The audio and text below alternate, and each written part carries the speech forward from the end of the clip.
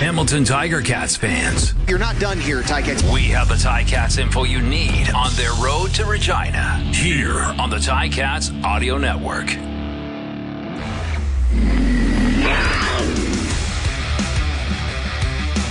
From the Ticats Audio Network, this is Ticats Today with Louie Butko. Yes, it is Ticats Today for a Tuesday, November the 1st, 2022. Yes, the first day of November, the first day of the last month of the CFL season. That's how I'm looking at it. And boy, where did that go? As we get set for the Ticats playing in the East semifinal. That, of course, is happening on Sunday. So working backwards, Sunday is the game. Saturday's walkthrough the day before the game. Friday, day 3. Thursday, day 2. Wednesday, day 1. Which meant today that they were not practicing. So, yeah, a Ticats Today at home edition as we wait for the Ticats to get back on the football field ahead of that game against Montreal in Montreal Sunday. 1 o'clock is when that game starts, which means we'll be on the air at 12 on the Ticats Audio Network. Bubba O'Neill and Andy Fantus getting you set for the game. And then, of course, the all-star team of RJ Broadhead and Luke Tasker will have the call. And, of course, Andy and Bubba are part of that all-star team, too. Coach Sal is going to be by, as he always is, on the pregame. So you're not going to want to miss it right here on the Ticats Audio Network. Big game on Sunday. You're not going to want to miss any of the other great content we have for you here on the Ticats Audio Network, including on this show today, when we're joined by Chris O'Leary, the managing editor of CFL.ca. But you can also go wherever you found this podcast. Same channel, Ticats Audio Network. You can find a brand new episode of the CFL This Week and a brand new episode of the Coach O Show. A new episode of Marielli and Hitch will be dropping. And, of course, I'll be here right through the week with this show and a brand new episode of Speaking with the Enemy, where I'll catch up with Joey Alfieri from the Montreal Alouettes to get to the other side of this story. So no practice sound to get to, because can't do that when there's no practice. We will get to Chris O'Leary, but we do have some news to get to. Very excited to announce that the Ticats offensive lineman Brandon Revenberg has been named the East Division's most outstanding offensive lineman. So he took home the divisional award, which means he will be up against Stanley Bryant from the West for the league award. And it's the second straight year those two will go head to head. Last year it was Stanley Bryant who took home the award. See if Revenberg can steal it away from him this year, as and the CFL Awards is happening the Friday night at the Grey Cup week in Regina, Saskatchewan. So congratulations to Brandon Revenberg, 6'4", 301-pound native of Essex, started 17 games at left guard for the Ticats. A 6-year veteran of the CFL, has played all 102 of his career regular season games with the Ticats. So congratulations, Rev, on being named the East nominee for that award. So if you're hearing that, you're probably putting two and two together that that's the only divisional award the Ticats are up for. It seems weird to say, and I guess maybe their record at 8-10 has something to do with that, but it seems every year multiple Ticats are up for multiple awards, but this year it's just the one. As we check out the other award finalists, at Most Outstanding Player, it's Zach Caleros from the Winnipeg Blue Bombers, and Eugene Lewis is the East nominee for Most Outstanding Player. Edging out, of course, Tim White, who I thought would have gotten the nod. But I think voters might have looked at just the Alouettes record versus the Ticats record. And, Eugene Lewis, 1,300 yards, I believe, 300 yards, 600 yards more than the next closest guy on his team. But I think he still could have made a strong case for Tim White and that award. But again, I didn't vote. I didn't have a say. So, what are you going to do? Most Outstanding Defensive Player, it's between Sean Lemon of Calgary and Lorenzo Malton IV. Most Outstanding Canadian Player is Nathan Rourke from BC, despite only playing in 8 games, and Curly Gittins Jr. out of Toronto. We already told you Most Outstanding Offensive Lineman, Stanley Bryant, going up against our very own Brandon Revenberg. Most Outstanding Special Teams Player, again, I thought maybe Seth Small had a good chance of coming out of the East, but they I guess they don't normally give this to kickers. So it's Chandler Worthy, the East nominee out of Montreal, and Mario Alford out of Saskatchewan. And Most Outstanding Rookie, it's Dalton Schoen from Winnipeg. He's pretty much got that award locked up. He has for a while. But Tyson Philpott will be the East Division nominee. And Coach of the Year will likely go to Mike O'Shea once again, but Ryan Dinwiddie is the nominee out of the East to challenge him for that award. But I think it's Mike O'Shea's award to lose at this point because 15-3, looking like they're on their way to a third straight appearance at the Grey Cup. Ticats looking like they're on their way to the third straight Grey Cup appearance as well. But Mike O'Shea and Ryan Dinwiddie up for Coach of the Year award. And for more on Sunday's East semi-final and to take a look at the bigger picture of the CFL playoffs, very pleased to be joined by CFL.ca's Chris O'Leary. And Chris, did you see the Ticats sneaking in? Did you always believe, or were there some moments of doubts at some point during this season?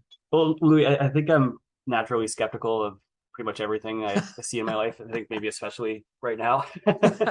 So, no, I mean, honestly, I think to me at Labor Day, there was a very bleak picture painted, right? And it didn't look good. I think the one thing that was always going in the Ticats' favor, and you can say the same for the Red Blacks, and even for the Alouettes for a large part of this season, was just that all three of them were kind of just stumbling over the gate, stumbling over each other, and they were all kind of stuck back in the pack that way. And I think that really helped all three teams in a lot of ways. And, we saw the Alouettes kind of pull things together first and take that second spot in the East.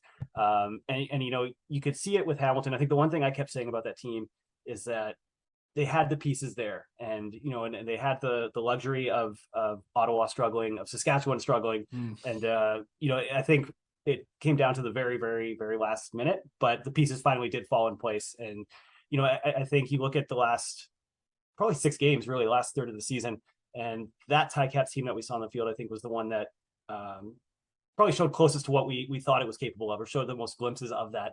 And I still think they have room to grow and can be better in the playoffs. And I think if I don't think it's a matter of flicking a switch, because if the switch could have been flicked, it would have happened weeks or months ago. But I think it's there, the capabilities there, that they could go into the playoffs and be that force that we saw the last 2 years in the East. Yeah, I mean, you mentioned those final 6 games, 5-1, 4-0 to finish the year after an 0-4 start to the year. And like you said, it's the key pieces. But there are a lot of injuries to this Ticats team. Chris Van Zyl, obviously, Braylon Addison on offense, Dylan Wynn on defense. Simone's missed some time. I mean, what does that say about the depth that this team has established, and also the ability of guys to plug and play on this Ticats team that, Malik Carney can go off. Cedric Wilcott's the second, I don't want to say a throwaway from Winnipeg, but a guy who's come in and made some big plays. What have you seen from those guys, the depth players on this Ticats team that's encouraging? Yeah, I think you're right, 100%. And if they don't have those guys, the season probably tailspins and it's over as those injuries kind of mounted. But I think that's something that if I recall correctly, we probably talked about at the very start of training camp, was looking at that first depth chart and just saying, like, this is actually a chart of depth, right? That there's a ton of talent there. It's a very well built roster, and that it's equipped enough to deal with things. And you can never anticipate the depth or severity of injuries before a season gets going. But like names you mentioned, to spend a large chunk of the season without Chris Van Zyl, to lose Addison for the season, Simone Lawrence, who's been a backbone of that defense for the last couple of years at least, to lose those guys, Dylan Wynn as well, for just significant stretches of time throughout the season, and to still be in it and to find a way and to get to that last third of the season and sort of click and turn it on is very impressive. I think it's a testament to the organization, right? And it's just that, I think every team talks about next man up and being ready and having that depth, but they don't all do it, right? They aren't all able to supply that. I think the Ticats have. Cam Newton, throw that guy in there as well. Lost him on special teams, and I guess that goes to my next question: is the coaching. And there were calls. Fans are passionate. There were calls for maybe some coaching changes when things weren't going well. Very calmly, very reasonably said, my coaching staff's been to 2 Grey Cups. We promoted them to associate head coaches for a reason. I probably bring that up because Craig Butler, a first-year special teams coordinator, and dealing with the injuries that he has, especially on special teams, such a young group. What have you seen from that unit specifically? The Seth Small, the Lawrence Woods. What's impressed you about that unit that maybe not has won them games, but has definitely been the difference in some of them? I think so. And I mean, you talk about Seth Small. I mean, I don't think the Ticats are in the playoffs without him. And it's funny as you watch games the last few weeks, and you see the way that somebody like Seth has produced. You think about Butler and you think about even how he got into that role. It was, I think, kind of a sudden opportunity, right? Yeah. Jeff Reinbold was supposed to be that guy, I believe, went, I think, to Montreal and then was gone.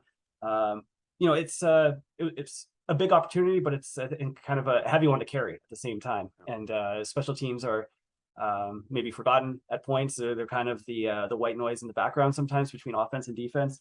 But somewhere in there, and maybe it's not every week, but somewhere in there along your season, you see how special teams win you or lose you games. And I think we keep talking about that last third of the season. I mean, that special teams unit has, I don't want to say carried them, but has definitely contributed. And, like I said, I keep thinking about Seth Small, just such an incredible story of just someone that's just been outstanding down the stretch here. And, we're not here talking about the playoffs right now, probably, if it's not for somebody like Seth Small and the group around him. I pointed it out to Seth that, pressure was on him as someone who played high school football in Caddy, Texas, with CFL royalty like Bo Levi Mitchell coming through there, and Andy Dalton from Caddy. He's a great guy, and it's great to see the success he's had. He is not up for the main award, but the most outstanding special teams player is Mario Alford out of Saskatchewan and Chandler Worthy out of Montreal. I do want to get to that on a bigger picture, but my vote would have been for Tim White out of the East. I didn't get a vote, but Tim White, Eugene Lewis had very similar numbers. Maybe the difference was where Eugene Lewis and his Alouettes finished, which is fine. But the point is, Tim White had a heck of a season. Has he established himself as a star in the CFL after year two? I think so. I think, and I think record probably comes down to a lot of that stuff. And I think when you're voting on awards and All-Stars and things like that, certainly you look at something like where the teams are at the standings, and and I think Montreal had a more consistent season than the Tiger Cats have. I always wonder too if things like that are sort of the fuel in the fire for these guys when they'll meet on Sunday, right? Yeah. And I think Tim White can go out and want to make a statement if he wants to do that. It's there to be made. And but no, to answer your question, I think he's definitely a star in this league now. I think All-Star voters had 5 selections on receivers, and I'm sure Tim White was top 2 or 3, if not higher, in the East for a lot of voters. Yeah. Let's talk about Eugene Lewis, because it seems that every time these two teams play, it's Eugene Lewis making some ridiculous catch on 3rd and 14 or 3rd and 2, or to keep the drive going. I mean, I have to imagine a big part of the game plan, and this is made even more complicated with the return of William Stanback, but I have to think a big part of the game plan for the Ticats will be find a way to shut down Eugene Lewis. I think so. And, I think I wrote something yesterday and kind of looked at the same thing. And, I don't think the Tiger Cats are going to be the first team to take that approach, right? I mean, I think teams have been trying to zero in on Eugene all season, and he's just been unstoppable. Just an incredible performance on his part. I think he's around 1,300 receiving yards for the season. The next closest receiver on his team is, I think, in the 700s. I think it's Reggie White Jr. So, I mean, that really tells you they're blatant about it, right? Like they're not trying to hide him in packages or anything. They're just saying, like, we're going to Geno and you have to stop us. And most of the time teams haven't been able to. So I think that's gonna be the challenge for the Ticats, or a challenge. I think Stanback, he hasn't had that huge William Stanback type game yet, but I feel like they're just building for it. And, this first playoff game could be it for him. It's a big problem for a defense to handle. I'm not sure how many times Trevor Harris has faced the Ticats in the postseason. It feels like a lot, right? It feels like every year Trevor Harris runs into the Ticats, and he's won. Doesn't matter what team, what division. Exactly, what division, what team. But he always seems to find it. But he's had some big games against the Ticats. Again, Ticats defense is going to be causing problems with him. But that being said, Trevor Harris has the experience to go out there and win playoff games, doesn't he? He absolutely does. I mean, this is a guy that took that Ottawa team to a Grey Cup in 2018, I believe. I don't know, the years all get kind of fuzzy for me once the Grey Cups are over. Yeah. But he led the Red Blacks to a Grey Cup appearance. Was part of a very potent offense in Ottawa for a number of years. Did the same thing in Edmonton. Didn't have as much success, but he's a decorated, experienced quarterback. And it's pretty much, that's what you want when you get to these games. It's just someone that's been there. He's seen pretty much everything. And especially with this Ticats defense, it's different characters year in and year out, but I think he'll know what to expect. to an extent. And, and I think something that'll be in the back of his mind too is just the performance last year, which was a great one, but he also lost 3 fumbles in that game, right? And, you get to these November games. I think it's supposed to be warmer this week in Montreal than it was last year when these teams met. But yeah, I think that'll be in his mind. I think the Ticats will be comfortable knowing that, this is a quarterback they've dealt with a ton of times in the past. But I think it's gonna be a great matchup.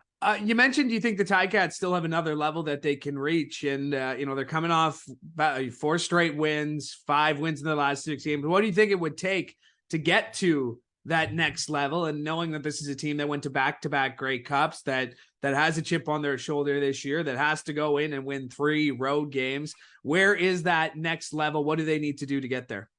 I'm sure there's going to be more to it than what I'm going to say, but I think confidence is the number one thing.